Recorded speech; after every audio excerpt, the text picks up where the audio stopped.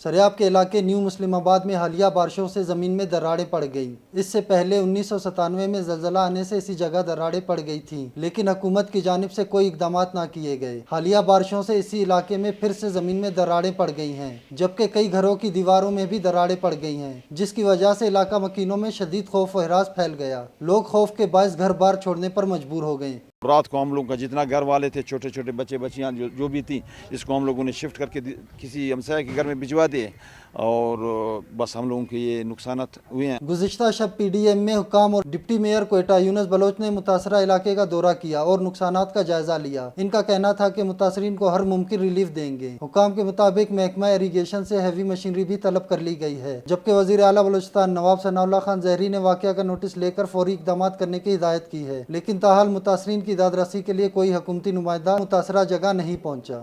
گھریں ہیں لامال، اس میں آبادی بھی ہے، اگر اس کے اوپر گورنمنٹ ایکشن نہیں لے گا، کوئی تجویز نہیں کرے گا تو لامال خدا نہ خواستہ ہے آج رات یا کل یا گھنٹے یا 10 گھنٹے یا سال یا 10 سال بعد جب بھی زلزلے وغیرہ کا شکایت ہوگا، لوگ تباہ ہو جائیں گے۔ محکمہ موسمیات نے پیشگوئی کی ہے کہ آئندہ مزید 2 سے 3 روز کوئٹہ سمیت بلوچستان کے کئی اضلاع میں تیز ہواؤں کے ساتھ بارش، ژالہ باری اور طوفان آنے کا خدشہ ہے۔ ایسی صورتحال میں اگر بروقت اقدامات نہیں کیے گئے تو کسی بڑے انسانی سانحہ کا خدشہ ہے۔ کیمرہ مین خیر محمد بلوچ کے ساتھ شہزاد ممتاز شاہ، کیپٹل ٹی وی، کوئٹہ۔